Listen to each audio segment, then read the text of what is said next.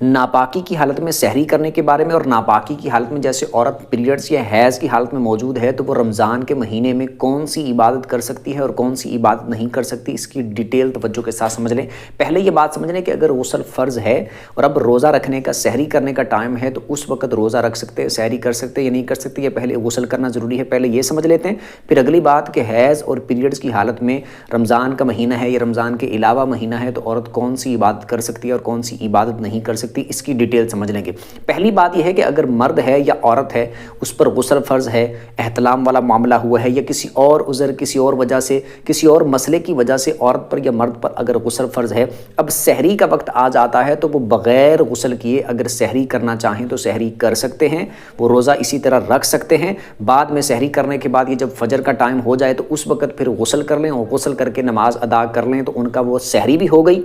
ان کا وہ روزہ بھی ہو جائے گا اور وہ گناہگار بھی نہیں ہوں گے۔ ایک بات، یعنی ناپاکی کی حالت میں سحری کر سکتے ہیں، ایک بات۔ دوسری بات یہ ہے کہ اگر مثال کے طور پر عورت حیض اور پیریڈز کی حالت میں ہے تو اب ویسے غسل فرض تھا تو اس میں تو سحری چلو کر لی، بعد میں غسل کر سکتے ہیں، ٹھیک ہے، یعنی جب نہا لیا غسل کر لیا تو غسل ہو جائے گا۔ لیکن حیض اور پیریڈز کی حالت وہ حالت ہے کہ اس میں بعد میں غسل کر کے بھی پاک نہیں ہو سکتے، بلکہ اس کے پورے ایک مخصوص دن ہیں، وہ 5 دن 6 دن 7 دن 8 دن 9 دن 10 دن، جب تک وہ دن پورے نہیں ہوں گے تب تک غسل کر کے پاک نہیں ہو سکتے۔ تو حیض اور پیریڈز کے عورت کے الگ سے احکام یعنی مسائل ہوتے ہیں، اس میں عورت نماز نہیں پڑھ سکتی، اس کو نماز معاف ہوتی ہے، ٹھیک ہے، اس وقت ان دنوں میں بھی نہیں پڑھنی اور بعد میں بھی اس کی قضا کرنا لازمی نہیں ہوتا۔ اللہ کی طرف سے، شریعت کی طرف سے، اسلام کی طرف سے حیض اور پیریڈز کے دنوں کی نمازیں عورتوں کو معاف ہیں۔ روزوں کی باری آ جائے تو اگر پیریڈز کے دوران رمضان آ جاتا ہے، اس وقت رمضان کے مہینے میں اگر حیض اور پیریڈز والا معاملہ ہو جاتا ہے تو اس وقت بھی روزے عورت نہیں رکھ سکتی، جتنے اس کے مخصوص دن ہوں گے ان میں وہ روزے نہیں رکھے گی، اس پر روزے رکھنا ضروری بھی نہیں ہے بلکہ روزہ رکھنا جائز ہی نہیں ہے، رکھے گی بھی تو وہ ہوگا ہی نہیں ہے، تو مطلب یہ ہے کہ اس نے روزہ نہیں رکھنا ہوتا اپنے ان دنوں کے اندر، اور بعد میں ان روزوں کی قضا کرنی ہوتی ہے۔ نمازوں کی قضا نہیں ہے لیکن روزوں کی قضا کرنی ہوگی۔ مثال کے طور پر ایک بار حیض والا معاملہ رمضان میں بنتا ہے تو اس کے 5 روزے رہتے ہیں، 6 ہیں، 7 ہیں، 8 ہیں، 9 ہیں، 10 ہیں، جتنے روزے رہتے ہیں ان روزوں کی بعد میں رمضان کے بعد پاکی والے دنوں میں اس نے قضا کر لینی ہے، اور جتنے دن پیریڈز میں حیض میں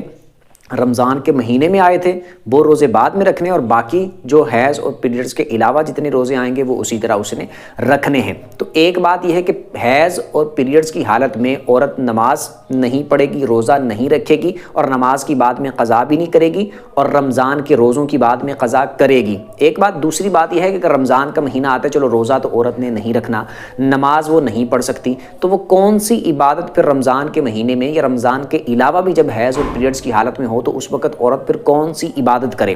قرآن بھی نہیں عورت پڑھ سکتی پیریڈز کی حالت میں، نماز بھی نہیں پڑھ سکتی، روزہ بھی نہیں رکھ سکتی، اور قرآن کی تلاوت بھی نہیں کر سکتی، یعنی قرآن کو ٹچ بھی نہیں کر سکتی اور ویسے بھی قرآن کی تلاوت نہیں کر سکتی۔ لیکن اب وہ حیض اور پیریڈز کی حالت میں موجود ہے تو وہ ذکر و اذکار کرنا چاہے عورت کر سکتی، جیسے اللہ کے نام کی تسبیح کر لے،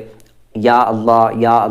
یا پھر یا اللہ، یا رحمان، یا رحیم، الحمدللہ کی تسبیح کر لے، سبحان اللہ کی تسبیح کر لے، الحمدللہ کی، لا الہ الا اللہ کی تسبیح کر لے، اللہ اکبر کی تسبیح کر لے، یا حنان یا منان یہ تسبیح کر لے، یا اس کے علاوہ جو بھی عام دنوں میں ویسے بھی عورت کوئی ذکر و اذکار کرتی ہو، تسبیح کرتی ہو، تو وہ ان دنوں میں بھی ذکر و اذکار کر سکتی ہے، تسبیح پڑھ سکتی ہے۔ اس کے علاوہ درود پاک پڑھنا چاہے درود پاک پڑھ سکتی ہے، یعنی تسبیح کے اوپر تسبیح لے کے کاؤنٹر تسبیح ہو یا پھر دانوں والی تسبیح ہو، یا تسبیح نہ بھی ہو ویسے بھی عورت ذکر و اذکار کرنا چاہے، اللہ کا ذکر کرنا چاہے، درود پاک پڑھنا چاہے، استغفر اللہ پڑھنا چاہے، جو بھی تسبیحات ذکر و اذکار وغیرہ عورت پڑھنا چاہے تو وہ پڑھ سکتی ہے۔ اسی طرح قرآن کی تلاوت سن سکتی ہے، کوئی اور تلاوت کر رہا ہے تو عورت تلاوت سن لے، یا مثال کے طور پر موبائل پہ لگا لے، ٹی وی پہ لگائی ہوئی ہے، کسی چیز پہ لگائی ہوئی ہے، تلاوت کی آواز آ رہی ہے تو عورت اس کو سن سکتی ہے،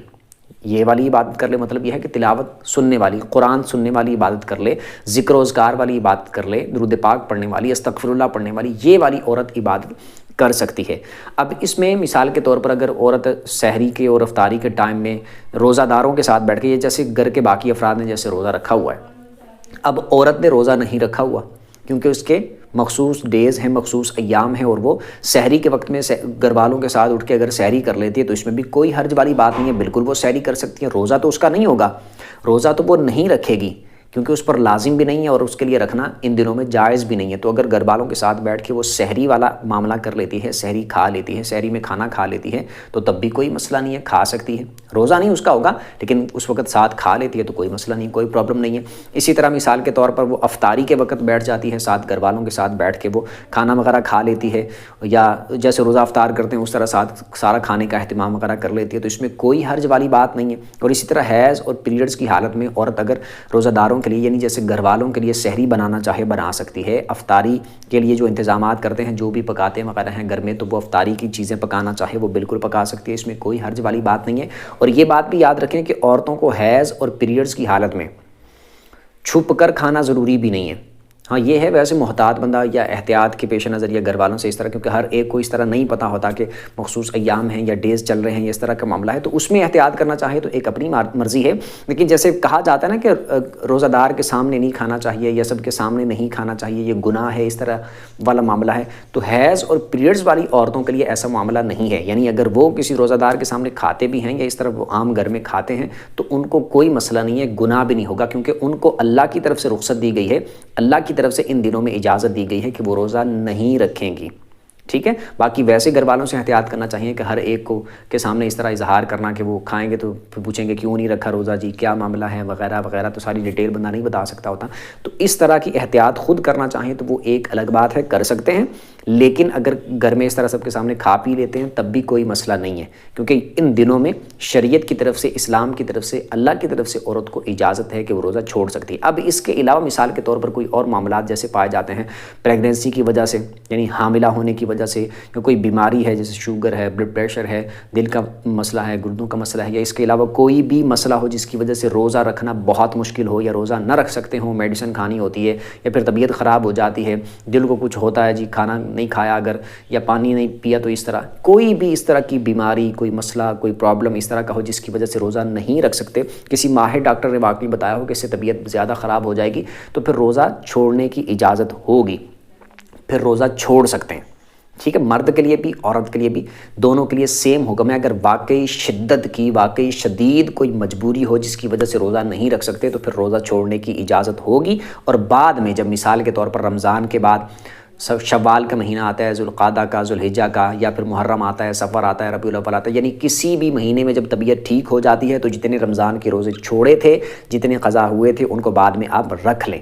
ٹھیک ہے، اس طرح کر سکتے ہیں۔ لیکن اگر کوئی ایسا مریض ہو کہ وہ بعد میں بھی تندرست نہیں ہوا، بعد میں بھی ٹھیک نہیں ہوا اور ہوگا نہیں، اس کی طبیعت اس طرح کی ہے یا عمر اتنی زیادہ ہو گئی ہے کہ پتہ کہ اب طبیعت بہتری کی طرف نہیں جائے گی، اب ٹھیک نہیں ہوگا، اب بھی رمضان میں روزے نہیں رکھ سکتا، بعد میں بھی دوسرے جو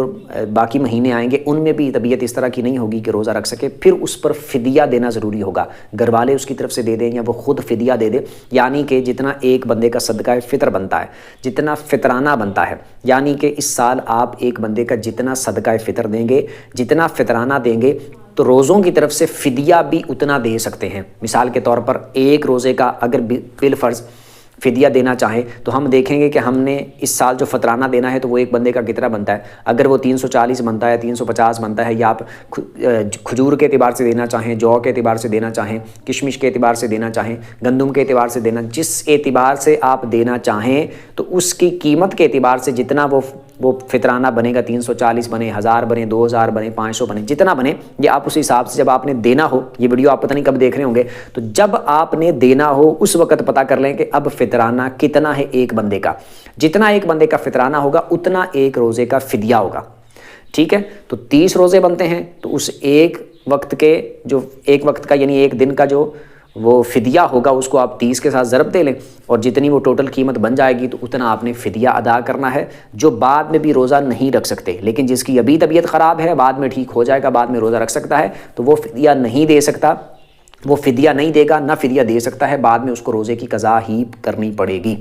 امید کرتا ہوں کچھ نہ کچھ سمجھ آ گئی ہوگی، اور باقی بھی جتنے ضروری مسائل ہیں عورتوں اور مردوں کے، باقی کے نمازوں کے، باقی سارے کچھ پر میں ویڈیوز ڈیٹیل کے ساتھ بنا چکا ہوں، اور کچھ پر انشاءاللہ ویڈیوز آ جائیں گی، آپ چینل کو وزٹ کر کے دیکھ سکتے ہیں۔ اور میں امید کرتا ہوں کہ آپ کو کافی باتیں سمجھ آتی ہوں گی۔ میرا طریقہ اور ارادہ یہ ہوتا ہے کہ میں اس انداز سے ہر چیز کو آپ کے سامنے رکھنے کی یا پیش کرنے کی کوشش کروں کہ آپ کو ایک ایک چیز آسانی کے ساتھ سمجھ آ جائے، جیسے عام بالکل چھوٹے بچے کو سمجھایا جاتا ہے، یا پھر ایسے بندے کو جس کو بالکل بہت زیادہ وضاحت کی ضرورت ہوتی ہے کہ اس کو سمجھ آتی نہیں جلدی، بار بار بالکل آسان انداز سے بالکل ایک ایک بات کھول کے بتائی جائے تو اس کو سمجھ آتی ہے۔ یہ طریقہ میں اس لیے اختیار کرتا ہوں کہ ہر عام سے عام بندے کو بھی اچھے طریقے سے سمجھ آ جائے۔ امید کرتا ہوں اچھے طریقے سے سمجھ آ گئی ہوگی۔ پھر بھی اس میں سے اگر آپ کو کوئی سمجھ نہ آئی ہو یا کوئی بات آپ نے پوچھنی ہو تو کمنٹ پہ اپنا سوال پوچھ سکتے ہیں۔ ویڈیو جس کو اچھی لگی ہو ویڈیو کو لائک کر دیں، چینل کو سبسکرائب کر دیں، بیل آئیکن پر پریس کر دیں تاکہ جو بھی دینی مسائل پر ویڈیو اپلوڈ اس کا نوٹیفیکیشن آپ کو مل جایا کرے۔ اگلی ویڈیو تک کے لیے اجازت دیجیے، اللہ حافظ۔